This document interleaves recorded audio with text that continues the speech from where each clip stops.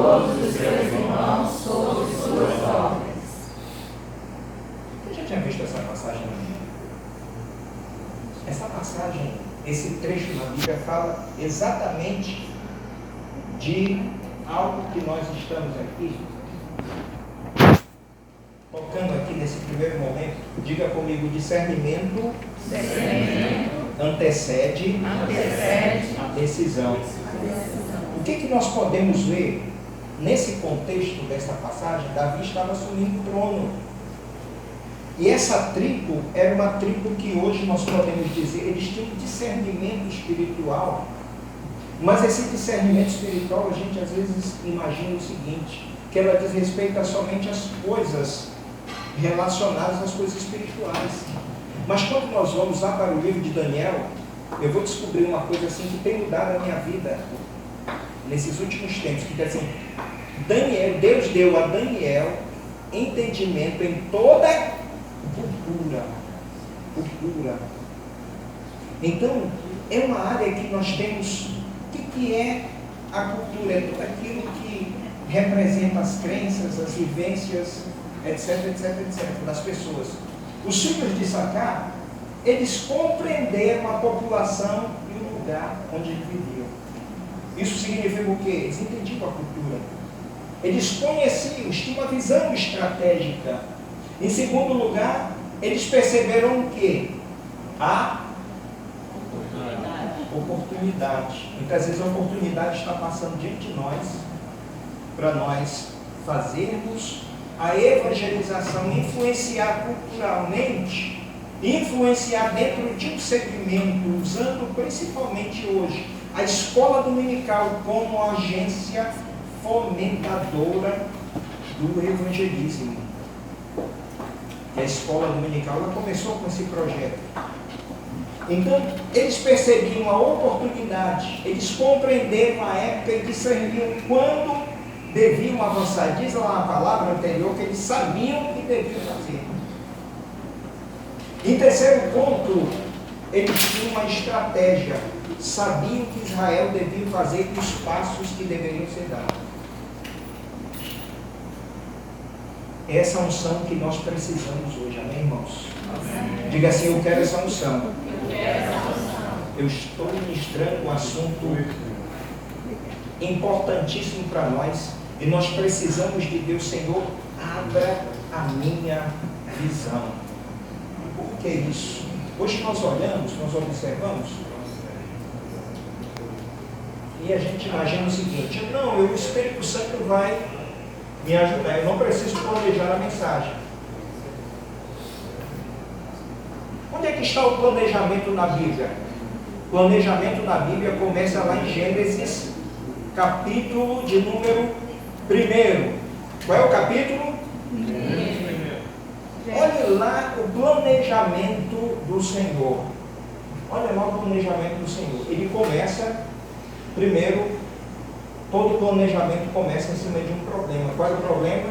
A terra estava sem forma e vazia. E aí começa ali, é interessante observar que você precisa de luz. Né? Ele, para você elaborar um projeto, você precisa de conhecer algumas coisas. Ele já conhece tudo por antecipação, mas ele coloca ali a luz. Né? Qual era o problema? Qual era o diagnóstico daquele momento da terra? A terra era sem forma e vazia. E aí Deus começa as etapas de criação. Primeiro dia, segundo dia, terceiro dia, quarto dia. Agora preste atenção, cada momento que Deus ia planejando e executando, Ele fazia o quê? Quem acertar isso aí vai ganhar premiações no final. Avaliava.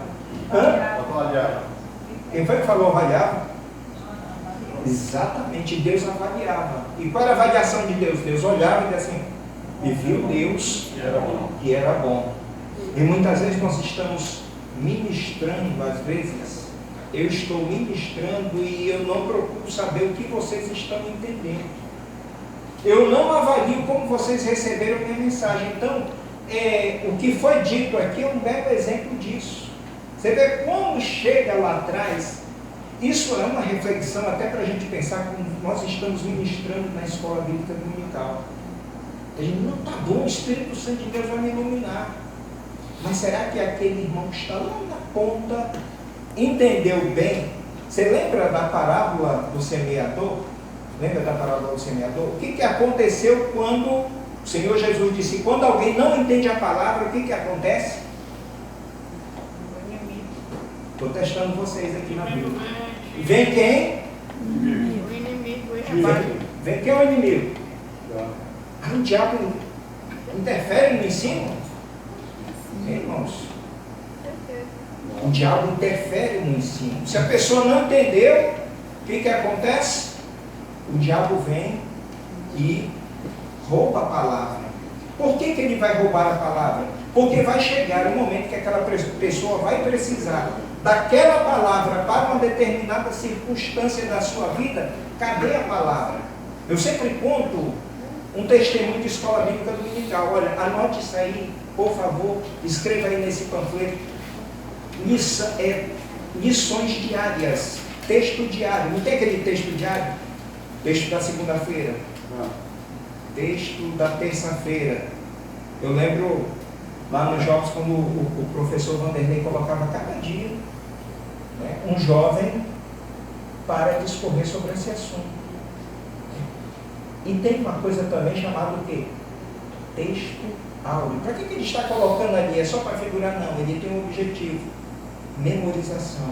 Escondi a tua palavra no meu, para eu não pecar contra ti. Então, como esse depoimento dessa irmã, que ela precisou, num determinado momento da sua vida, ela era nova convertida. Isso foi aqui na Assembleia de Deus aqui de Porto Velho. Era nova convertida e ela, lá no trabalho lá dos novos convertidos, ela memorizou um texto que dizia assim: não veio sobre vós tentação senão humana, mas fiel é Deus que não vos deixará tentar acima das vossas forças, antes com a tentação vos dará um escape para que possais suportar. Certo? Ela memorizou esse texto. E ela foi para o trabalho, chegou lá no trabalho, o chefe dela disse assim: olha, você vai fazer agora um relatório parcial, do jeito que eu quero. E o Espírito Santo tocou no coração dela e disse, na consciência dela, disse assim: não, isso aí está errado. E ela foi para o banheiro orar. Ela falou: meu Deus, e agora o que eu vou fazer? Eu vou perder meu emprego. E aí, na hora, o Espírito Santo acionou aquela palavra, aquele textual: não veio sobre vós tentação senão humana, mas fiel é Deus que dará o quê? O escape. E aquela palavra foi como um banho. E ela disse: olha, sabe de uma coisa? Decidi, não vou fazer. Foi lá para a mesa e o chefe chegou lá: e aí, como é que está o relatório? Está pronto? Não está pronto. E ele disse: nem vai precisar mais, porque não vai passar ninguém por aí. De onde veio o escape? Deus. E o Espírito Santo só lembra a você aquilo que você estudou. Pode dar glória? Glória a Deus. Então, irmãos, olha só. O que Jesus disse aqui? Qual de vocês quer construir uma torre? Primeiro não se assenta para calcular o preço para ver se tem dinheiro suficiente para completar. Isso é o quê? Resumindo, planejamento. Nós precisamos planejar. Nós já vimos, por exemplo, o tabernáculo, a riqueza de detalhes, e Deus termina dizendo para Moisés: faça conforme o modelo. Faça conforme o modelo. E às vezes a gente precisa ter muito cuidado nesse modelo para nós não enxertarmos, colocarmos aquelas interferências que eu falei lá no começo. Nós vamos mais à frente, nós vemos que lá no palácio, lá na construção do templo de Salomão, as pedras foram, olha só, planejamento, e a palavra de Deus deu ordem para Davi, dizendo: faça conforme o modelo. Deus é Deus de detalhes, irmãos. Deus observa a minha prática como professor em sala de aula, amém? Amém. Como eu ensino, Deus, o Senhor Jesus, está assistindo às nossas aulas. O Senhor Jesus está assistindo às nossas aulas. O Senhor Jesus está assistindo às nossas ministrações. que planejar? Porque nós estamos num tempo muito difícil. Tempos trabalhosos. Tempos trabalhosos em que lá, Paulo aconselhando a Timóteo, ele diz o seguinte: haverá tempos trabalhosos, mas prega a palavra a tempo e a fora de tempo. Como é que eu vou fazer isso?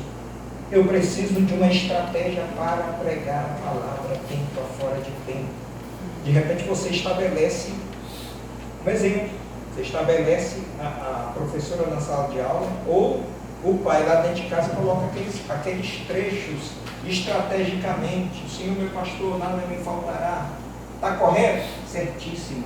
E tu inculcarás aos teus filhos andando pelo caminho, deitado, assentado, etc, etc, etc. Inculcar. O que é inculcar?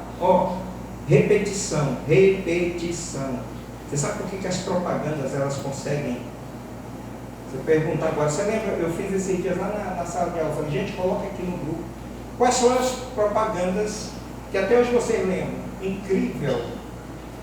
E eu fico imaginando o seguinte: eles estão lembrando de propaganda, muitos dos nossos alunos estão crescendo na escola dominical completamente analfabetos bíblicos.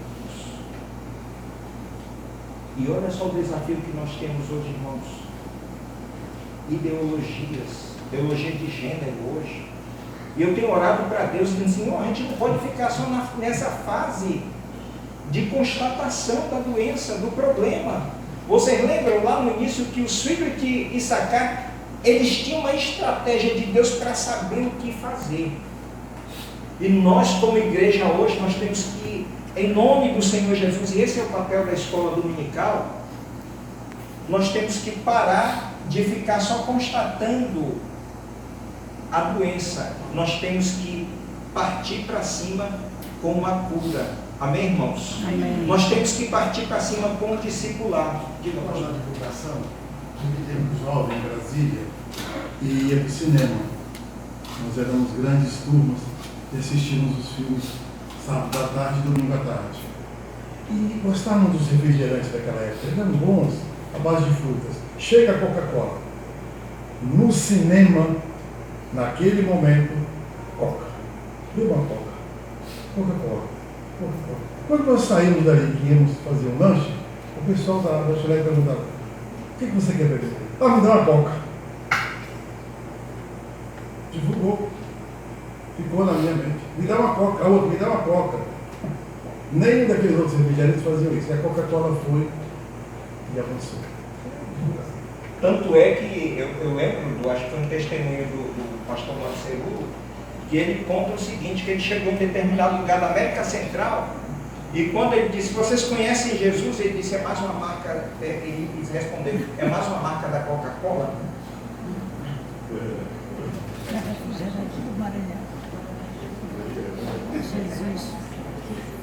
Mas o problema, um dos problemas está lá no analfabetismo bíblico.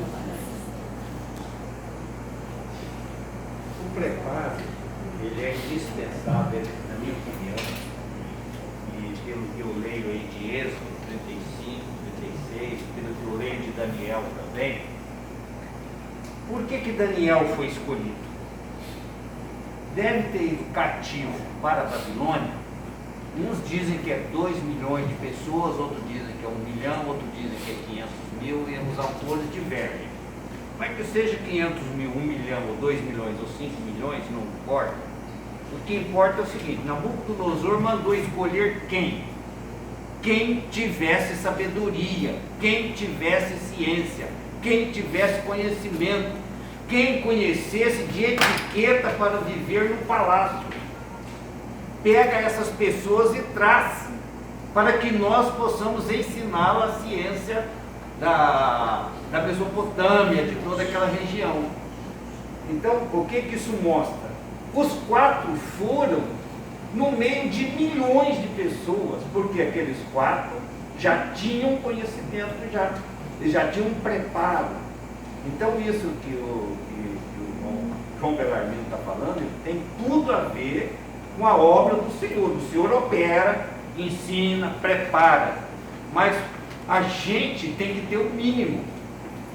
nós temos também que ter o nosso conhecimento para que Deus possa operar pelo nosso meio para que seja dado a conhecer as pessoas aquilo que Deus e aquilo que Jesus quer que seja explicado. Daniel, por exemplo, ele foi usado, como eu disse, porque eu já tinha o Aiolabe, Bezalel, lá no começo do tabernáculo já eram pessoas que já tinham conhecimento e Deus operou, deu mais sabedoria, mais ciência, aí operou grandemente no coração e na mente dele. Eu lembro que logo no primeiro ano da faculdade eu fui extremamente bombardeado e ninguém se dizia da faculdade porque entra na faculdade, dizia por conta daquele item lá, a base. E aquele negócio me balançou aquela história de mito e tal. E eu fui orar e o Senhor me trouxe essa palavra, a sabedoria de Deus para o homem é loucura. Ele apanha os sábios na sua própria justiça. Aquela palavra ali foi a base que me sustentou durante todo aquele período. E um dia, o que acontece? O Espírito Santo ele trabalha dentro daquilo que você tem. E eu perguntei para uma professora de filosofia, um calouro, eu disse, e ela se dizia existencialista. Existencialista é aquela pessoa que não acredita numa vida futura, ela só acredita naquilo que está na terra, não existe Deus, é um ateu. E eu perguntei, professora, como é que fica a questão do existencialista da vida após a morte? A senhora crê na vida após a morte? Eu sou católico, eu creio. Então a gente tem um ponto comum.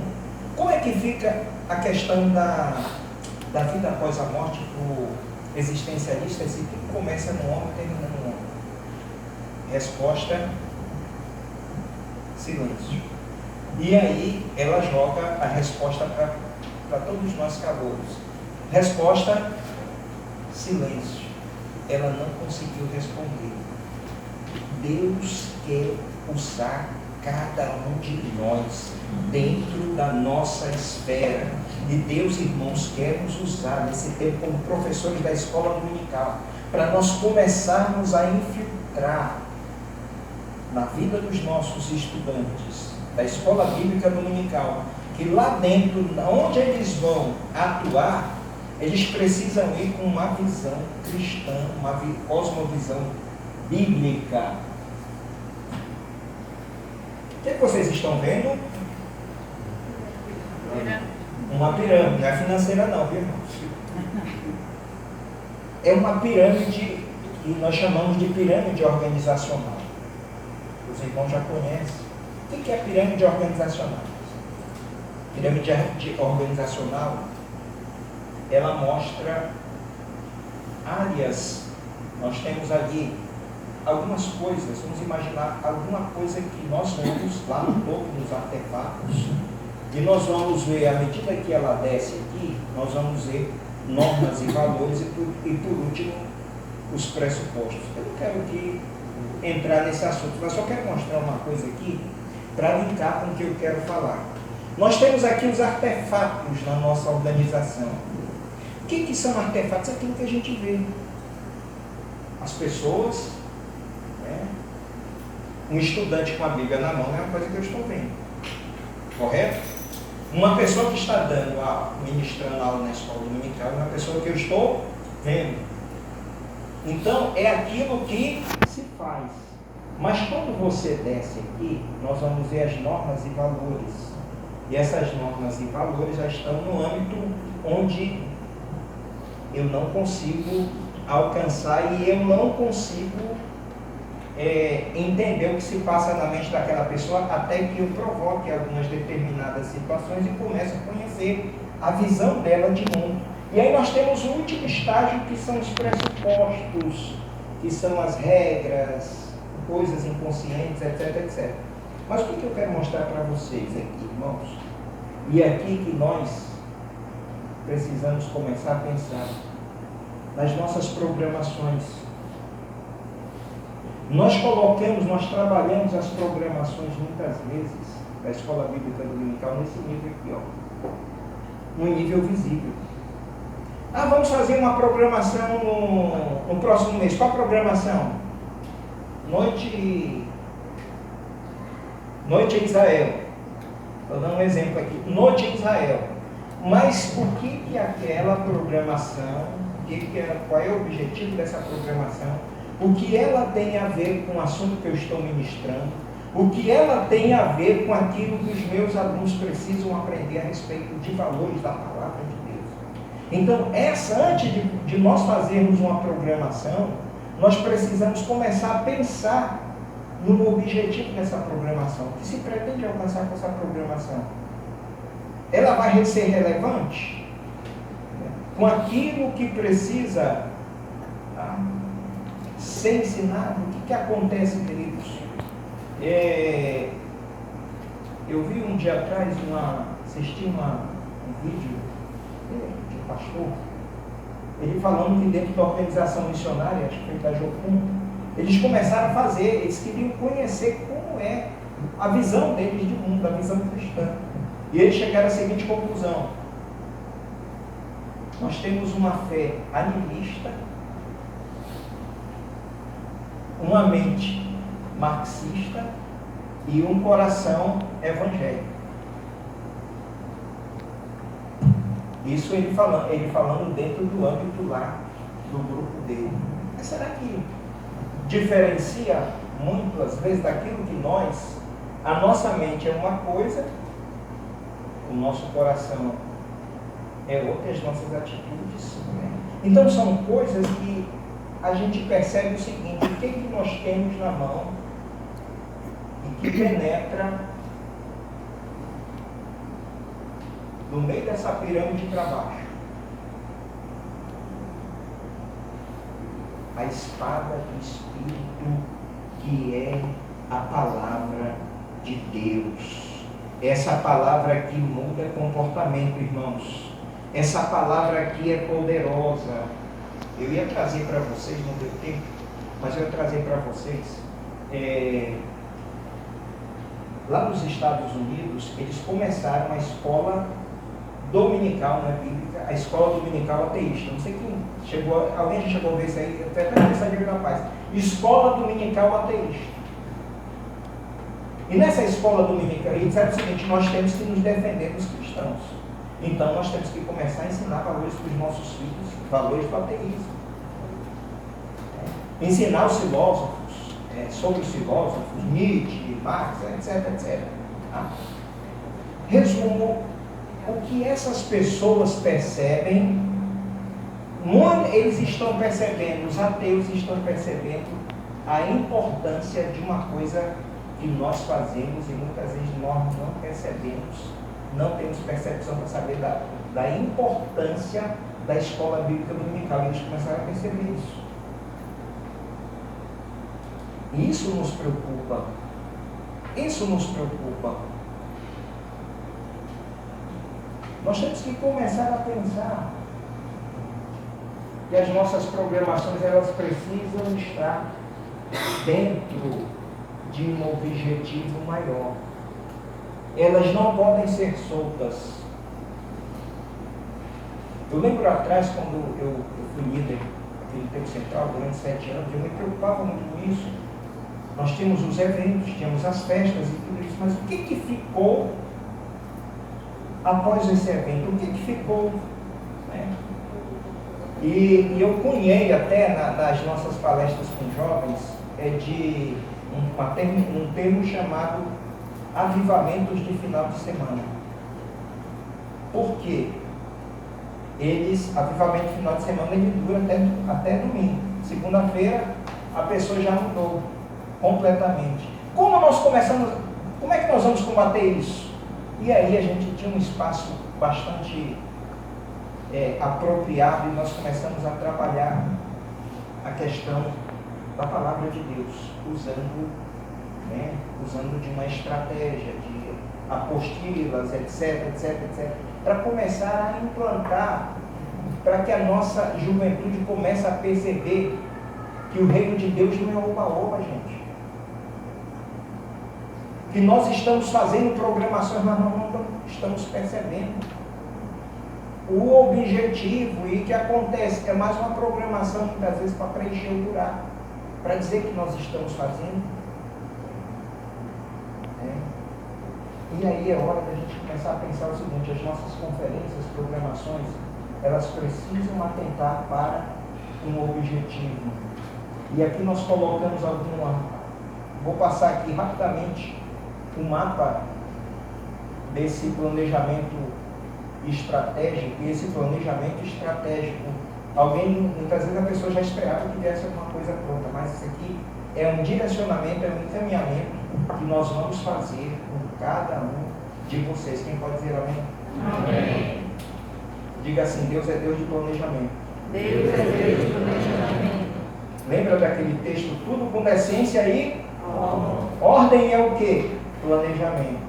Ordem é ordem. Deus é tão estrategista que eu vejo lá na história de José dizendo, José começou a entender o plano de Deus lá no final, quando ele diz assim: olha, não foram vocês, falando para os irmãos deles, que me trouxeram para cá, mas foi Deus que me colocou aqui. Olha a estratégia de Deus. Estratégia de Deus lá no palácio do rei Assuero.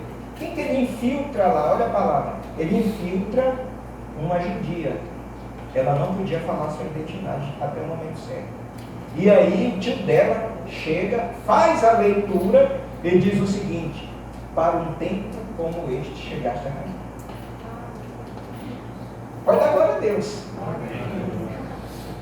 Deus preparando. Então quero dizer aqui, irmãos, debaixo da presença de Deus que está aqui neste lugar de uma forma muito suave, que Deus quer usar você, professor, como líder, como mentor, para começar a levantar. Deus quer levantar nesse tempo um exército poderoso. E esse exército poderoso, ele vai estar, olha, armado até os dentes. Né? Armado até os dentes aqui com a palavra. E eu estava vendo aqui, a gente tem visto tanto bombardeio nesses dias, não sei o que, a ideologia daqui da lá. E aí eu vou para a palavra que assim: as armas da nossa milícia não são carnais, mas poderosas em Deus, para destruir fortalezas. O que são fortalezas espirituais? São pensamentos que vieram e foram implantados naquela mente, durante muito tempo, através da cultura, da vivência, etc. Né? Destruindo sofismas. O que são sofismas? É um raciocínio que parece verdadeiro, mas é mentiroso, é falso. E a palavra de Deus dá um discernimento como isso acontece. Então, irmãos, as nossas programações, elas precisam obedecer o quê? Um objetivo. Uma das coisas que nós temos a superintendência que tem entendido a importância é que cada um desses trabalhos, né, por exemplo, as oficinas, cada segmento será treinado de uma forma específica. Cada segmento vai ser treinado de uma forma específica. Inclusive, né, nós já estamos preparando, a superintendência já está preparando oficinas para atingir o público infantil. Já está sendo organizado nesse sentido. Depois, quem pode dar glória a Deus? Glória a Deus! Nós vamos alcançar todos os segmentos na questão preparação de aula, abordagem, etc. Conhecer as coisas que estão lá fora, o construtivismo. Quem já ouviu falar no construtivismo? Quem é professor e conhece o construtivismo? Irmãos, o construtivismo está sendo, já causou toda essa balbúrdia na escola, e muitas vezes nós ficamos estudando, nós ficamos como aqueles. Me perdoe, irmãos. Eu me coloco nessa posição, que é hora da gente tomar uma posição em relação a isso. Quando a história conta que quando os turcos estavam invadindo a Constantinopla, os monges cristãos estavam dentro dos mosteiros, preocupados com o seguinte: quantos anjos cabem na cabeça do alfinete? Se uma mosca cair dentro de uma água benta, será que ela ainda vai ficar santificada? Questões completamente irrelevantes, e o inimigo invadindo. O inimigo está invadindo as nossas casas, as nossas famílias, e não está invadindo de uma forma violenta, não. Está atrás de sutileza, essa é a palavra. Essa lição desse trimestre, ela é